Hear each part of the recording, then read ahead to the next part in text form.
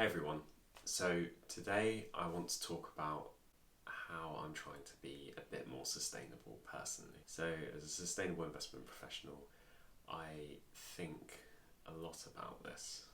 I feel like to be authentic at work and to be advocating for change, I need to be able to make improvements in my own life to head in the direction of travel that I believe is right. The problem is I've done a lot of and still do a lot of very unsustainable things in my everyday life.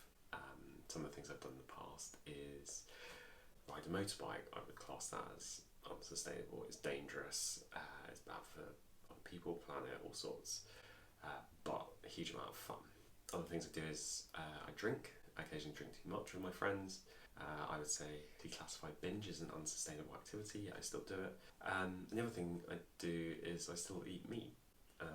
Which we all know is unsustainable. So I've had a lot of time, and so I've obviously reflected on this over the years, and I think I've got to a good point. I think me and my wife, I think I've been on the path of meat reducing for a long time, and I've definitely stopped riding a motorbike. I don't actually own one at the moment and switched to cycling. So there's stuff I have been doing. But still, I occasionally get caught out when I tell people that I work in sustainability, and at that point, I happen to be doing something that is actually quite unsustainable at that time.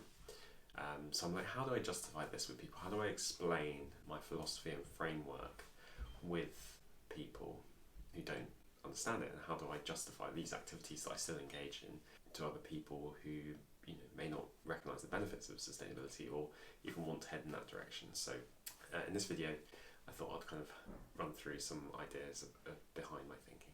So I want to be more sustainable. The main reasons for that are, I think it will make me happier, I think it will make me healthier.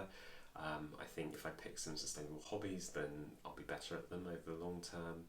And I think I'll have better relationships with my family and friends and everything. So I generally believe that engaging in more sustainable activity will lead to better outcome personal goals.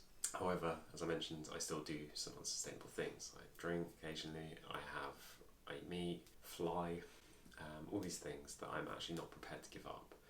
But I can talk about how I've worked to kind of bring down these impacts over time. So the way I try to do this is I think about kind of two key zones for my activities. So I have zone one, which is what I tend to do most of the time, and these are, I would say, fairly low impact activities. So just simple things like my daily routine, exercising at home, cycling to work, working in an office, or even working from home, what I eat day to day. These are kind of like the routine and mundane things that I kind of do most of the time. And then there's the kind of what I would call zone two activities, and the zone two activities are things that have a much higher kind of carbon footprint or negative impact on either myself or others or the planet. So these are things like flying, these are things like eating beef, these are things like binge drinking, all clearly have very negative impacts and are unsustainable. I can't do these things all the time because that would be ridiculous. So the way I thought about this, I've bucketed these things. So I've got zone 2, high impact, unsustainable, zone 1, what I do most of the time, probably quite low impact, and I call this the kind of polarised method. And my aim is to bring all of my activities, so zone 1 and zone 2, down over time. I could do that by just excluding zone 2 completely, but the problem with that is I still like some of the stuff in zone 2. I feel like there are benefits to that, and I can't quite put my finger on it, but I still want to basically have the option to engage in that sort of activity. I think it's good for social connection, it's good for staying connected with an extremely unsustainable world, it's good for hanging out with friends, going out in restaurants, all these things. I think it's actually really useful to still keep that part in your life. And then the other reason why it's good to keep that part in your life is because you can engage with those parts. So you can engage with your unsustainable friends, you can engage with restaurants to get them to put more sustainable choices on the menu, for example. So I just think that part is actually really, really useful to maintain. But the idea is to just not do it all the time because it's unsustainable. So if you do unsustainable stuff all the time, what happens is it eventually gets you somehow and you blow up and you can't do it anymore. Unsustainable.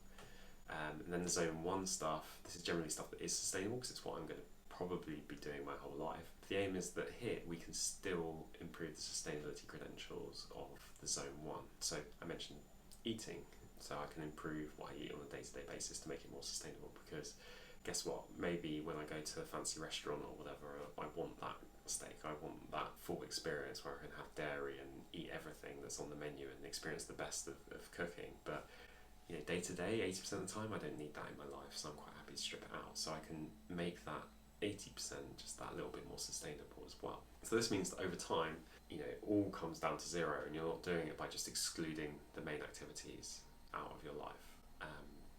What you're doing is you're recognizing that there's unsustainable and sustainable activities, and then making the unsustainable more sustainable and the sustainable even more sustainable as well. And that will hopefully get you down over time. The problem with just going fully sustainable straight away is that I think the whole world we live in is not sustainable. So you end up becoming, I'd say, quite lonely. You have limited activities, but you're not able to have certain experiences. That's just not something I want to restrict myself at this point in my life. But credit to all those people who do just exit the system and try and live the most sustainable way. But unfortunately, that's not me. And actually, I think that the majority of people are not that extreme either. So here I'm trying to offer a potential difference. So yeah, that was a bit of a ramble. I think I covered all the points. And my polarized model for sustainable progress in general, with this goal in particular being sustainability. So yeah, a bit of a double kind of use of sustainable there, but yeah, this is if you want to progress towards a goal in a sustainable way, and if your goal is to be more sustainable, which is something that I've incorporated into my life. So thanks for tuning in today. If you enjoyed this video, please like and subscribe for more content. If you have any questions or comments, feel free to leave them in the comment section down below, and we'll see you in the next video.